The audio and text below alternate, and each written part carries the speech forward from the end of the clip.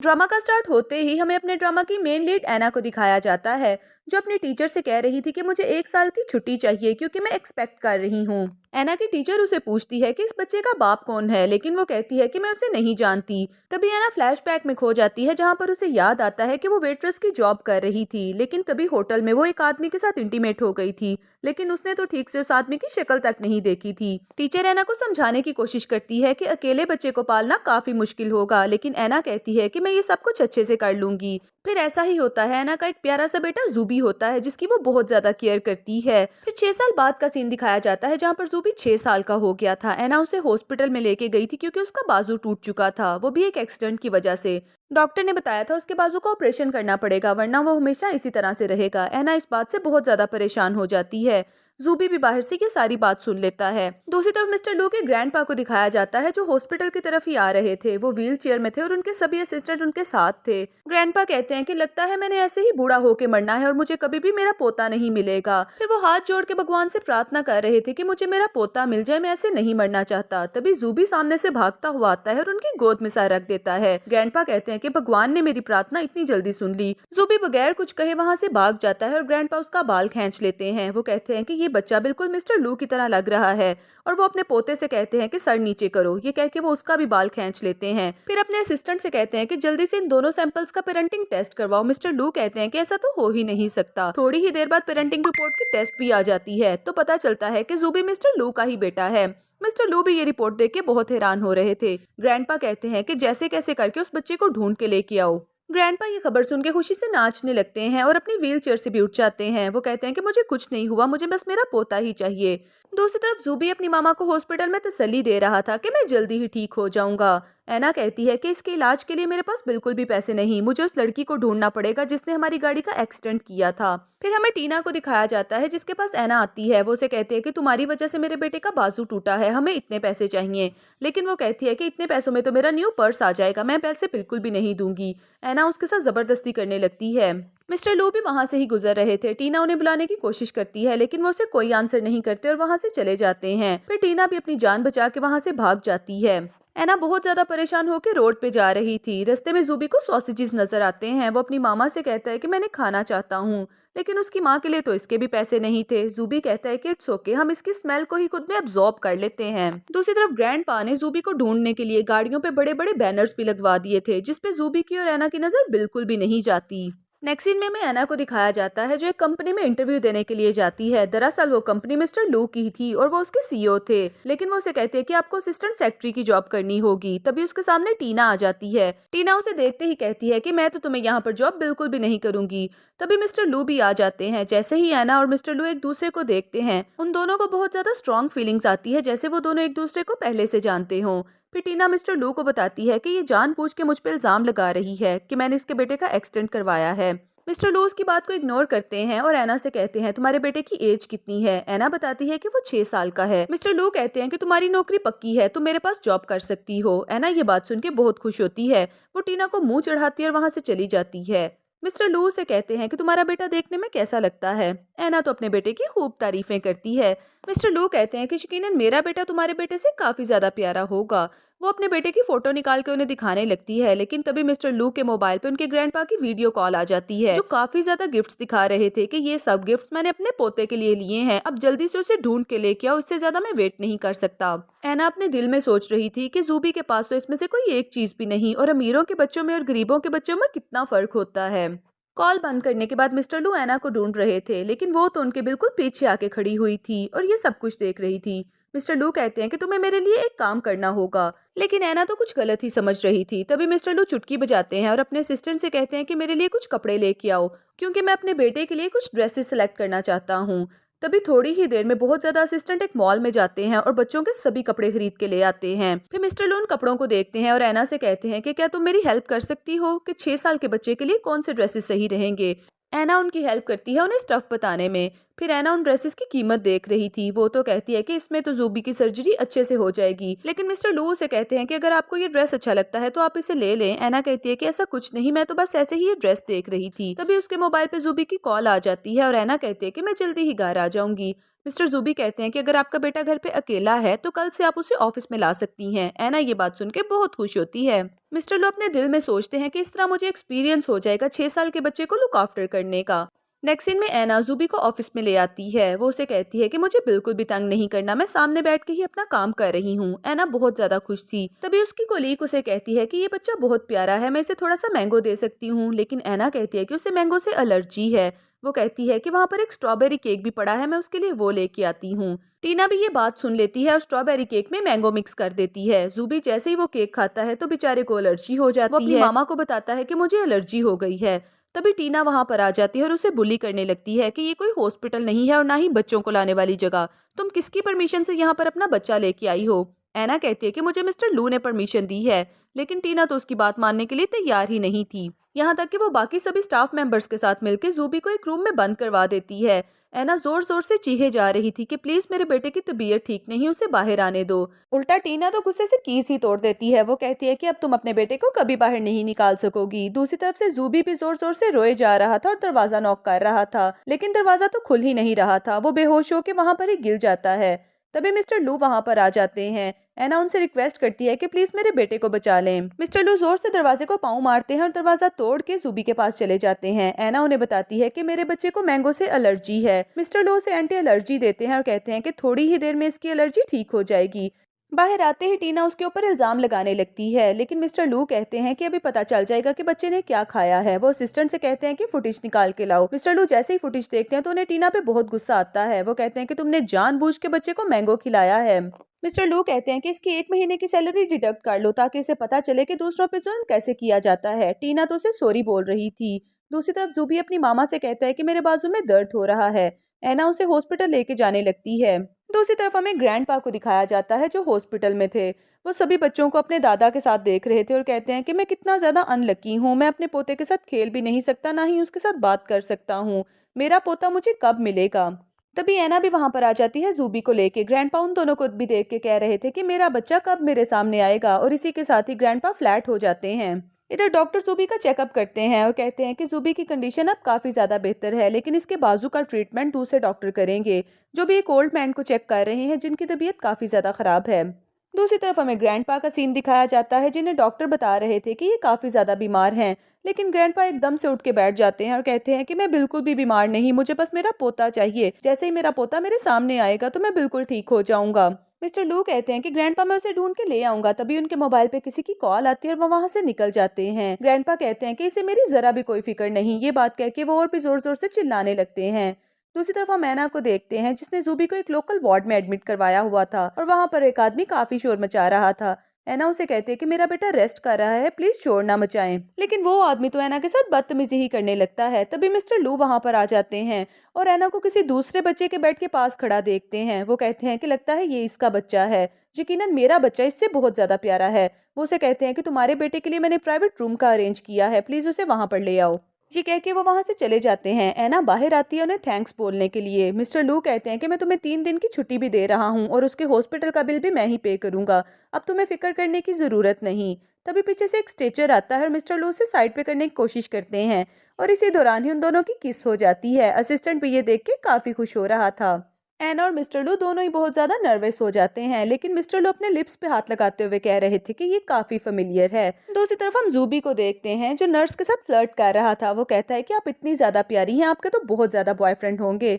Nurse कहती है कि मैं अभी तक सिंगल हूँ। तो जूबी कहता है कि लगता है वो सबके सभी अंधे हैं। तभी ऐना वहां पर आ जाती है और डॉक्टर के बारे में पूछती है। नर्स उसे बताती है कि वो 3rd फ्लोर पे एक ओल्ड मैन का इलाज कर रहे हैं। ऐना कहती है कि चलो जूबी हम दोनों डॉक्टर से मिल के आते हैं। जैसे ही वो 3rd फ्लोर पे पहुंचते हैं तो सामने से टीना भी आ रही थी जिसने फ्रूट्स का एक बड़ा सा टोकरा उठा रखा था। वो कहती है कि आज तो मैं अंकल को इम्प्रेस करके ही जाऊंगी। असिस्टेंट ऐना को रोक लेते हैं और कहते हैं कि आप लोग अंदर नहीं जा सकते। ऐना बताती है कि मैं अंदर डॉक्टर से मिलना चाहती हूँ, लेकिन वो उसे वेट करने का बोलते हैं। टीना भी सामने से ही आ जाती है। वो उसे कहती है कि तुम यहाँ पर भी आ गई, तुम हर जगह पर मेरे पीछे ही आ जाती हो। ऐना उसे कहती है कि मेरा तुमसे कुछ लेना देना नहीं, मैं बस अपने बेटे का चेकअप करवाना चाहती हूँ। टीना कहती है कि अंदर मैं जाऊंगी, तुम नहीं। दूसरी तरफ ग्रैंडपा भी अंदर शोर मचा रहे थे कि मैं मेडिसिन तब तक नहीं खाऊंगा जब तक मेरा पोता मुझे नहीं मिलेगा। फिर ग्रैंडपा शोर की आवाज सुनते हुए कहते हैं कि बाहर शोर कौन कर रहा है। डॉक्टर जैसे ही बाहर आते हैं तो ऐना उन्हें बताती है कि प्लीज मेरे बेटे का चेकअप कर लें। डॉक्टर उसे लेके वहां से जाने लगते हैं और कहते हैं कि इसका चेकअप ज्यादा जरूरी है, लेकिन टीना डॉक्टर को स्टॉप कर लेती है और कहते हैं कि ये जानबूझ के यहाँ पर गुंडागर्दी कर रही है। तो असिस्टेंट एना को पकड़ के लेके जाने लगते हैं, लेकिन तभी मिस्टर लू आ जाते हैं और उन्हें स्टॉप करते हैं। जूबी भी अपने फेस पे मास्क चढ़ा लेता है और एक स्मेली चीज टीना की तरफ फेंकता है। वो कहता है कि ये आंटी मेरी मामा को बुली करने की कोशिश कर रही थी और इसी वजह से मिस्टर लू अपने बेटे का चेहरा नहीं देख पाते, क्योंकि उसने तो अपने मुंह पे मास्क चढ़ा रखा था। फिर एना और जूबी डॉक्टर के साथ वहां से चले जाते हैं। मिस्टर लू टीना से कहते हैं कि ग्रैंडपा को फ्रूट्स की नहीं बल्कि आराम की जरूरत है, इसलिए तुम भी यहाँ से जा सकती हो। फिर मिस्टर लू जैसे ही ग्रैंडपा के रूम में आते हैं तो ग्रैंडपा उसके मुंह पे पिलो फेंकते हैं। वो कहते हैं कि यहाँ से दफा हो जाओ, जब तक मेरा पोता मेरे पास नहीं आएगा मैं किसी से बात नहीं करूंगा। ग्रैंडपा तो पागलों जैसी हरकतें करना शुरू हो जाते हैं। इधर डॉक्टर जूबी का चेकअप करते हैं और कहते हैं कि थोड़ी ही देर बाद उसका बाजू ठीक हो जाएगा, इसे बस मोबिलाइजेशन की जरूरत है। वो एना को बिल दिखाते हैं। एना कहती है कि मेरे पास तो इतने पैसे नहीं। डॉक्टर कहते हैं कि मिस्टर लू की वजह से मैं आपको थोड़ी कंसेशन दे सकता हूँ। एना और जूबी उनका थैंक्स बोलते हैं और कहते हैं कि हम जल्दी ही आपके पैसे आपको वापस देंगे। फिर एना मल्टीपल जॉब्स करती है और मिस्टर लू उसके ऊपर नजर रखे हुए थे। सबसे पहले तो वो बलून सेल करती है, जिससे उसे थोड़े पैसे मिल जाते हैं, और वो डिलीवरी गर्ल का भी काम करती है और उसके बाद वो एक बार में भी देखी जाती है। मिस्टर लो ये सब कुछ देख के काफी हैरान हो रहे थे। फिर वो एक बार में जाते हैं जहाँ पर उनका दोस्त उन्हें ड्रिंक करने के लिए बोलता है। टीना मिस्टर लू को देख के बहुत ज्यादा खुश हो रही थी, क्योंकि उसे पता था कि उसने मिस्टर लू की ड्रिंक में मेडिसिन ऐड की थी। एना ट्रॉली लेके वहां से जा रही थी, तभी टीना उसे देख लेती है। वो उसे कहती है कि तुम ऐसी ही जॉब डिजर्व करती हो। तो एना उसे कहती है कि मुझे तंग करने की जरूरत नहीं, तुम्हें पता है ना हॉस्पिटल में तुम्हारे साथ क्या हुआ था। टीना कहती है कि देखना मैं मिस्टर लू के साथ शादी कर लूंगी, फिर देखना मैं तुम्हें किस तरह से ऑफिस से बाहर निकलवा देती। तभी मिस्टर लू सामने आ जाते हैं, जिनकी तबीयत काफी ज्यादा खराब हो रही थी। टीना उनके क्लोज जाने की कोशिश करती है और कहती है कि आप चाहते हैं ना आपका बेबी हो, मैं आपकी हेल्प करूंगी। लेकिन मिस्टर लू उसे धक्का देके पीछे कर देते हैं और एना का बाजू पकड़ के उसे रूम में ले जाते हैं। मिस्टर लू एना से कहते हैं कि तुम्हें याद है ना, मैंने हमेशा ही तुम्हारी हेल्प की है, आज तुम्हें भी मेरी हेल्प करनी होगी। तो एना भी मिस्टर लू की बात मान लेती है और उनके साथ इंटीमेट हो जाती है। नेक्स्ट सीन में मिस्टर लू एना से कहते हैं कि मैं तुम्हारा रिस्पॉन्सिबल हूँगा, लेकिन एना कहती है कि मुझे सिर्फ पैसे चाहिए। मिस्टर लू को ये बात सुन के बहुत दुख होता है। वो उसे अपना कार्ड देते हैं और कहते हैं कि जितने पैसे चाहिए ये रख लो, लेकिन उन्हें नहीं पता था कि वो तो ये पैसे सिर्फ जूबी के लिए मांग रही थी। दूसरी तरफ ग्रैंडपा ने जूबी की एक पिक्चर बना रखी थी। वो डॉक्टर से कह रहे थे कि ये मेरा पोता है। तभी नर्स भी आ जाती है और डॉक्टर को बताती है कि रूम नंबर 3 का बच्चा डिस्चार्ज हो चुका है, जिसका बाजू टूटा था। ग्रैंडपा को याद आता है कि मेरे पोते का भी तो बाजू ही टूटा हुआ था। वो डॉक्टर से कहते हैं कि मुझे जल्दी से इस बच्चे का नंबर दो। दूसरी तरफ जूबी एप्पल पकड़ के खाने लगता है, तो उसकी मामा कहती हैं कि वेट मैं तुम्हें वॉश करके देती हूँ। तभी एना के मोबाइल पे कॉल आती है, जिसे जूबी अटेंड कर लेता है। ग्रैंडपा उसे कहते हैं कि तुम मेरे पोते बात कर रहे हो, मैं तुम्हें लेने आ रहा हूँ। जूबी कहता है कि हमारे पास कोई पैसे नहीं आपको देने के लिए। ग्रैंडपा हंसते हुए कहते हैं कि मुझे पैसों की जरूरत नहीं, मैं तुम्हें लेने आ रहा हूँ। तभी टीना आ जाती है और जूबी के हाथ से मोबाइल फोन छीन लेती है। ग्रैंडपा भी ये सारी बातें सुन लेते हैं। टीना कहती है कि अब मैं तुम लोगों को यहाँ पर नहीं रहने दूंगी। वो एना और जूबी से कहती है कि ये घर मैंने खरीद लिया है, तुम दोनों ये घर छोड़ के चले जाओ। ग्रैंडपा अपने ड्राइवर से कहते हैं कि जल्दी चलो, मुझे लगता है कि मेरा पोता किसी प्रॉब्लम में है। एना कहती है कि मैं ये घर छोड़ के बिल्कुल भी नहीं जाऊंगी। टीना कहती है कि फिर मैं सबको बता दूंगी कि तुमने मिस्टर लू के साथ नाइट स्पेंड की है। एना कहती है कि तुमने ही तो उनके ड्रिंक में मेडिसिन मिलाई थी। फिर वो कुछ सोचती है और कहती है कि ठीक है मैं चली जाती हूँ। दूसरी तरफ ग्रैंडपा मिस्टर लू को भी कॉल करके बता देते हैं कि मुझे मेरा पोता मिल गया है, जल्दी से यहाँ पर पहुंच जाओ। इधर एना और जूबी घर से बाहर आ जाते हैं, लेकिन टीना दोबारा वहां पर आ जाती है और कहती है कि तुम दोनों इतनी देर मेरे घर पे रहे, तुम दोनों को मैं ऐसे तो जाने नहीं दे सकती। वो जूबी को पकड़ लेती है और एना से कहती है कि नील डाउन होके मुझसे माफी मांगो। जूबी रोए चले जा रहा था और टीना जोर जोर से हंस रही थी। तभी ग्रैंडपा वहां पर आ जाते हैं और टीना के मुंह पे जोर से एक थप्पड़ मारते हैं और कहते हैं कि तुम्हारी हिम्मत कैसे हुई मेरे पोते को तंग करने की। टीना कहती है कि ग्रैंडपा मैंने तो कुछ भी नहीं किया, ये जबरदस्ती मेरे घर में रह रहे थे। जूबी कहता है कि ये आंटी झूठ बोल रही हैं, इस आंटी ने मेरी मामा को बुली करने की कोशिश की है।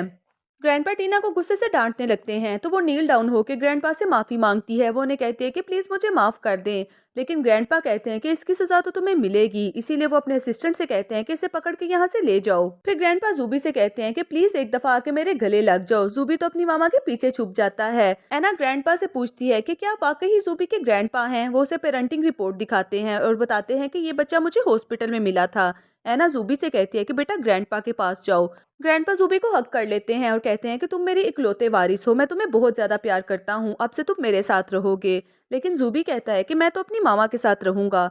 तो ग्रैंडपा कहते हैं कि ठीक है, फिर तुम दोनों ही मेरे साथ मेरे घर पे चलोगे। ग्रैंडपा मिस्टर लू को भी कॉल करके बताते हैं कि हम विला जा रहे हैं, तुम भी वहाँ पर ही आ जाना। जैसे ही वो दोनों ग्रैंडपा के साथ विला में पहुँचते हैं तो सामने नौकरों की एक फौज उन लोगों को वेलकम कहती है। जूबी कहता है कि क्या ये मेरा ही घर है? ग्रैंडपा कहते हैं कि हाँ, ये तुम्हारा ही घर है और मेरे बिजनेस के भी इकलौते वारिस तुम ही हो, ये सब कुछ तुम्हें ही मिलेगा। जूबी ये बात सुन के बहुत खुश हो जाता है और ग्रैंडपा के साथ अंदर चला जाता है। नेक्स्ट सीन में जूबी ग्रैंडपा के साथ खेल रहा था, तभी मिस्टर लू आ जाते हैं। जूबी उसे देखते ही कहता है कि आप मेरे बाबा हैं। मिस्टर लू कहते हैं कि हाँ, तुम मेरे ही बेटे हो। वो जूबी को हक कर लेते हैं और कहते हैं कि तुम्हारी मामा कहाँ पर हैं? जूबी कहता है कि मेरी मामा जॉब पर गई हैं। ग्रैंडपा मिस्टर लू से कहते हैं कि तुम्हें इसकी माँ से शादी करनी होगी, लेकिन मिस्टर लू को तो ऐना याद आ रही थी। वो कहते हैं कि शादी कोई बच्चों का खेल नहीं है, इसलिए मैं उसके साथ शादी नहीं करूंगा। ग्रैंडपा उस पर गुस्सा होते हुए कहते हैं कि बच्चा कहीं और रहेगा और उसकी माँ कहीं और रहेगी, ऐसा तो हो ही नहीं सकता। ग्रैंडपा मिस्टर लू को घर से बाहर निकाल देते हैं और कहते हैं कि तुम जूबी के बाप बनने के लायक ही नहीं हो। मिस्टर लू घर से बाहर आ जाते हैं और सोच रहे थे कि जूबी तो ऐना के बेटे का नाम है ना, क्या ये ऐना का बेटा है? लेकिन तभी उन्हें हॉस्पिटल का सीन याद आता है और वो कहते हैं कि ये ऐना का बेटा बिल्कुल नहीं हो सकता, उसका बेटा तो मैंने देखा हुआ है। नेक्स्ट डे वो अपने ऑफिस में आ जाते हैं। वो ऐना को देख के सोच रहे थे कि इसके बिहेवियर में तो बिल्कुल कोई चेंज नहीं। वो उसके पास फाइल्स लेके जाते हैं और कहते हैं कि मुझे अपना काम थोड़ी देर में कंप्लीट चाहिए। ऐना जल्दी से फाइल पकड़ती है और काम शुरू कर देती है। तभी एक लड़की टीना को कॉल करके बताती है कि मिस्टर लू तो उस पर बिल्कुल भी तवज्जो नहीं दे रहे। तो टीना कहती है कि तुम ऐसा करो, इसे जॉब से निकलवाने में मेरी हेल्प करो, मैं तुम्हें पैसे दूंगी। फिर ऐना जैसे ही अपनी सीट से उठ के साइड पे जाती है, वो लड़की उसकी सीट पे बैठती है और उसकी फाइल्स को डिलीट कर देती है। थोड़ी ही देर में मिस्टर लू वहाँ पर आ जाते हैं और ऐना से कहते हैं कि मुझे अपना काम चेक करवाओ। ऐना फाइल ओपन करने की कोशिश करती है, लेकिन वहाँ पर तो सब कुछ डिलीट था। फिर वो लड़की सामने आते हुए कहती है कि तुम इतनी लापरवाह कैसे हो सकती हो, तुमने अभी तक अपना काम ही नहीं किया। तभी टीना भी वहाँ पर आ जाती है और कहती है कि ये लड़की बहुत ज्यादा लापरवाह है, इसे अभी यहाँ पर आए हुए 1 महीना हुआ है। ऐना कहती है कि मैं तुम लोगों की हरकतों से पहले ही वाकिफ थी और मुझे पता था कि तुम लोग ऐसा जरूर करोगे, इसीलिए मैंने फाइल को एक यूएसबी में सेव कर लिया था। फिर वो मिस्टर लू को वो यूएसबी देते हुए कहती है कि इसमें आपका सारा डेटा है। मिस्टर लू उस यूएसबी को लेते हैं और वहाँ से चले जाते हैं। ऐना कहती है कि लगता है मिस्टर लू मुझसे थोड़ा शाय फील कर रहे हैं। नेक्स्ट सीन में ऐना लिफ्ट में जाने लगती है, लेकिन उसमें तो पहले ही मिस्टर लू अपने असिस्टेंट के साथ थे।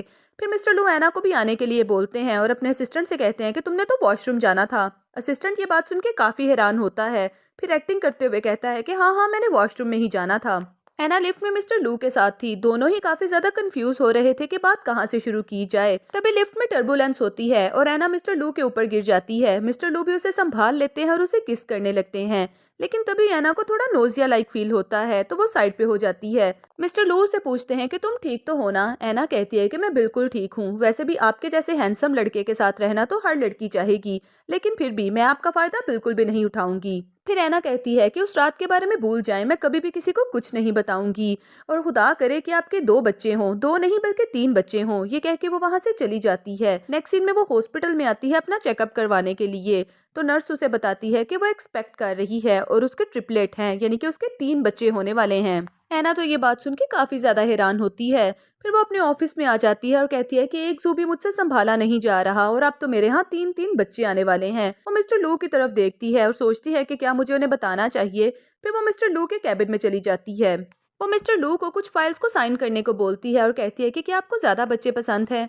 मिस्टर लू कहते हैं कि पता नहीं अब ये क्या कहना चाहती है। वो कहते हैं कि नहीं, ज्यादा बच्चे तो शोर मचाते हैं, इसीलिए मुझे एक ही पसंद है। ऐना गुस्से से वहाँ से आ जाती है। फिर वो अपनी रिपोर्ट देख के गुस्से से वहाँ पर ही रख देती है। तभी उसकी एक असिस्टेंट आती है और कहती है कि इस पेपर की 10 कॉपीज करके पूरे ऑफिस में स्प्रेड कर दो। वो गलती से अपनी रिपोर्ट की ही 10 कॉपीज करती है और पूरे ऑफिस में स्प्रेड कर देती है। अब तो पूरे ऑफिस को ही पता चल जाता है कि ऐना प्रेग्नेंट है। वो सभी लोग ऐना पे बातें करने लगते हैं कि एक तो इसकी शादी नहीं हुई और दूसरे इसने दोबारा से प्रेगनेंसी कर ली है।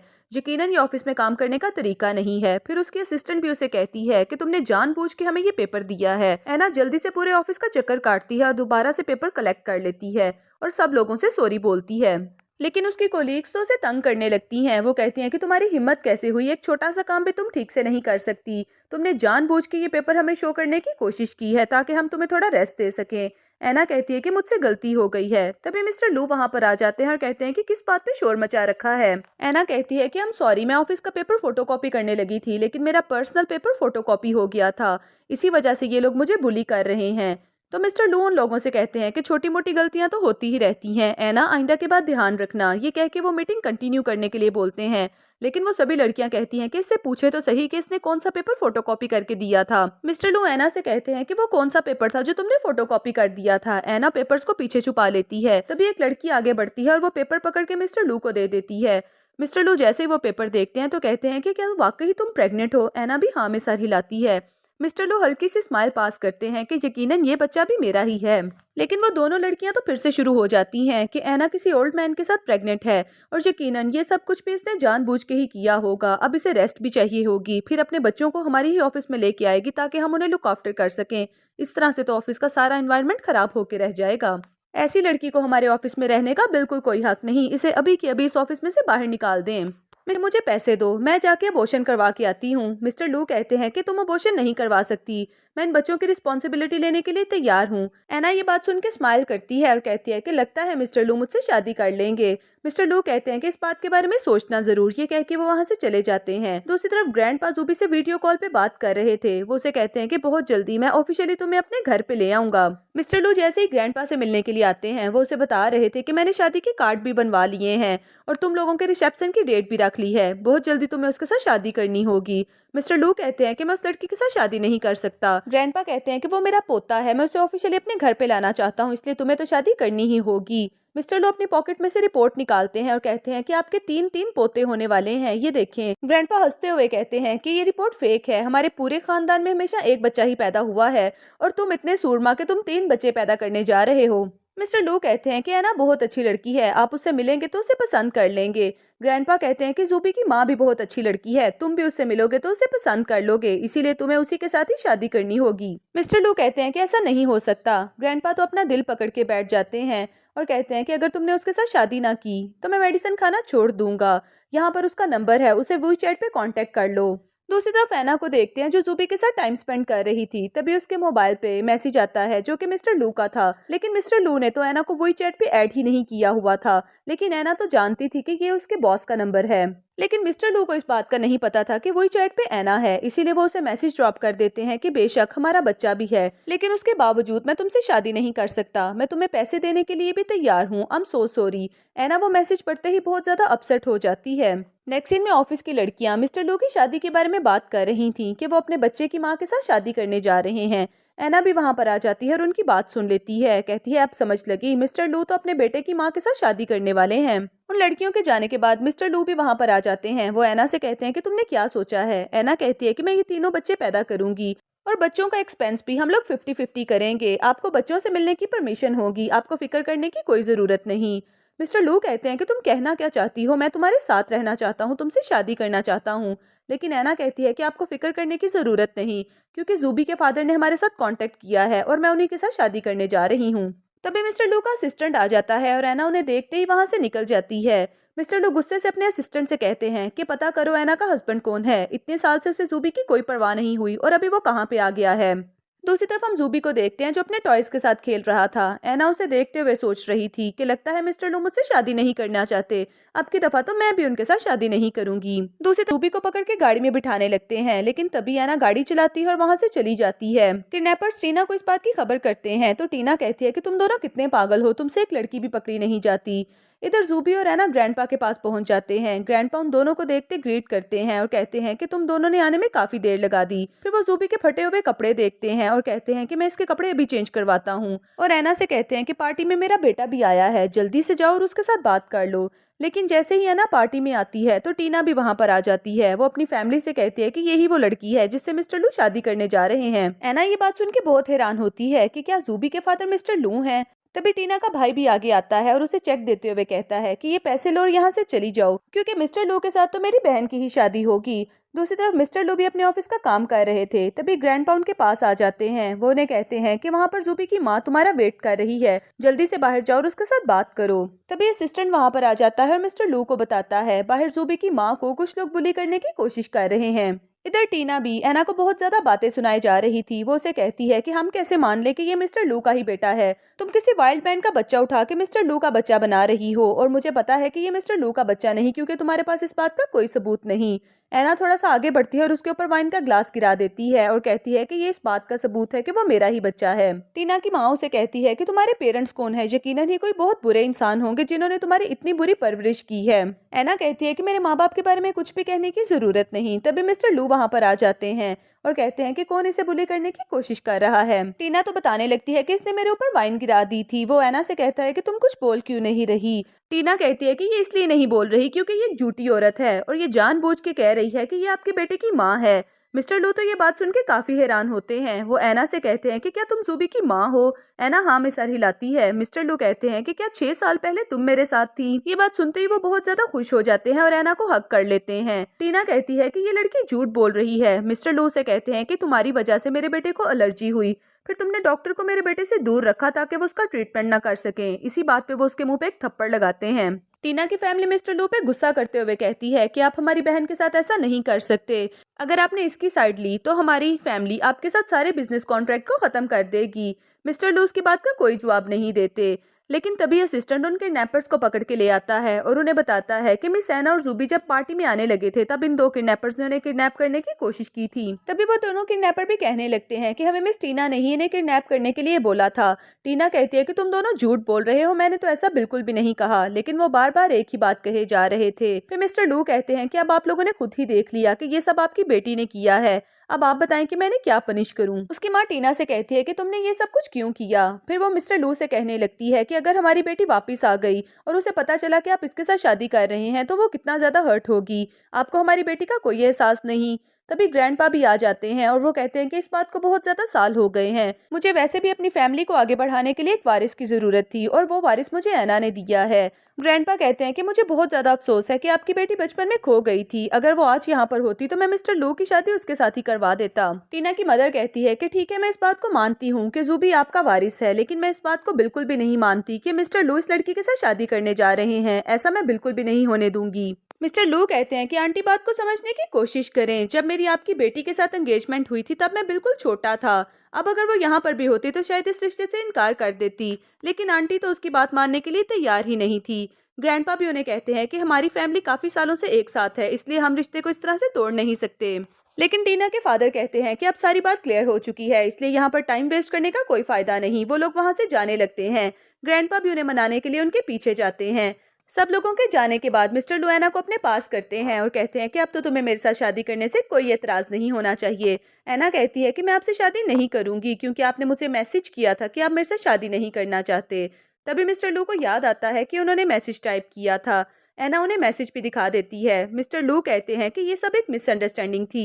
एना मिस्टर लू से कहती है, और जिस लड़की के साथ आप शादी करने जा रहे थे क्या वो लड़की भी मैं ही हूँ। मिस्टर लू कहते हैं कि हाँ तुम ही हो। ये बात कहते हुए वो दोनों एक दूसरे के काफी पास आ जाते हैं। तभी ग्रैंडपा भी आ जाते हैं और कहते हैं कि मैंने तुमसे कहा था ना, ज़ूबी की माँ बहुत अच्छी है, तुम उसे देखते ही पहली नजर में पसंद कर लोगे।